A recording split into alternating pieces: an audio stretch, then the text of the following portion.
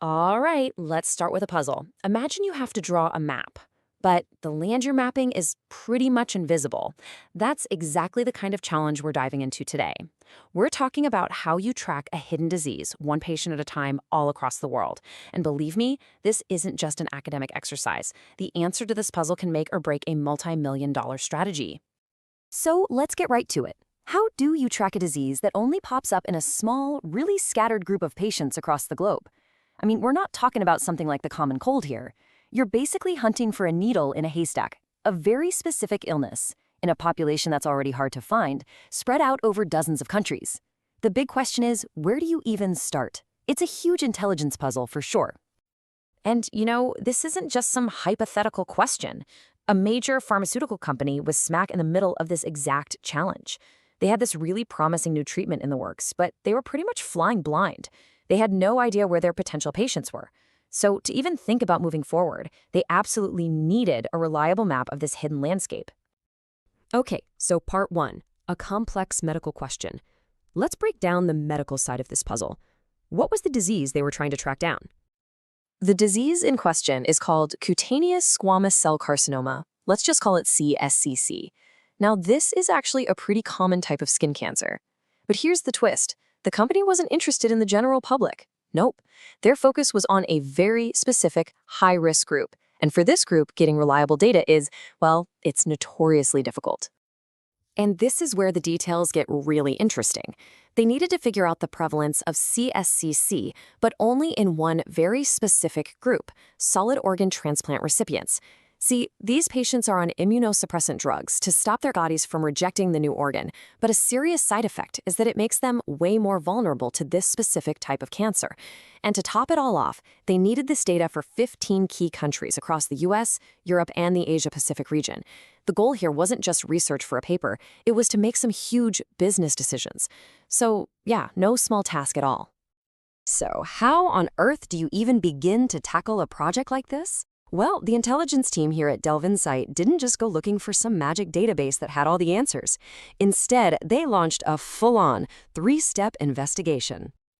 Right, so their whole process was super methodical. It was all about blending two different kinds of intelligence gathering. First, they'd dig up all the existing data they could find. Then, they'd go out and get fresh insights straight from the experts on the ground. And finally, they'd pull it all together to create one clear picture. Let's walk through how they pulled it off. Okay, step one, the secondary assessment. Think of this as the groundwork. It was a massive deep dive into all the information that's already out there. We're talking about systematically combing through everything, peer-reviewed medical journals, clinical trial records, you name it. They were basically on a hunt for any little scrap of data about organ transplants and cSCC rates in each country. This was going to be the foundational layer of their map. But here's the thing, numbers in a database never tell you the whole story, right?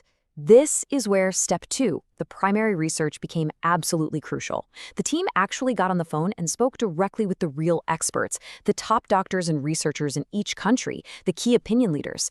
And they uncovered stuff that you just can't find in a database. Like, one expert told them, in our region, post-transplant care protocols significantly impact cSCC detection rates. That's a game-changing piece of context. It's that irreplaceable human intelligence. And that brings us to the final step. Step three, data integration and analysis. This is where it all comes together. You've got the hard data from your first sweep, and you've got these incredible, nuanced insights from the experts.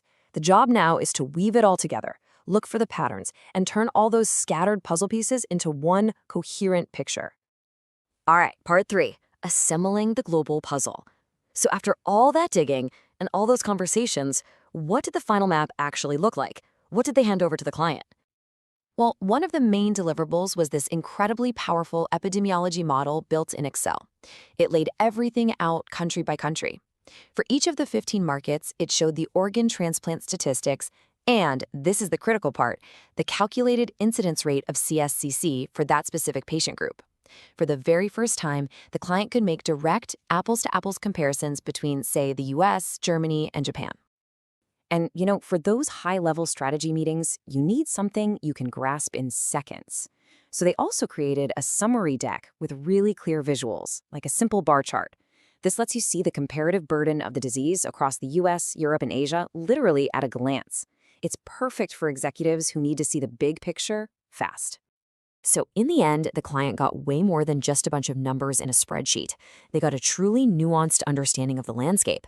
Those expert interviews were the key. They added all this critical context to the raw data. They explained why things were the way they were, the local risk factors, the different patient management practices. It wasn't just data, it was data with wisdom. Okay, so that brings us to the most important part of the whole story: strategy powered by insight. The real so what? How did all this intelligence actually help the client make better decisions? You can really think of it as a before and after situation. Before, the client was basically operating on guesswork and assumptions. That meant their market strategy was fuzzy and their portfolio planning was super high risk. But after, with this intelligence in hand, everything became clear. They could build a market access plan based on actual data. They knew which countries to prioritize for clinical research. Their commercial strategy went from vague to focused, all because it was backed by solid evidence.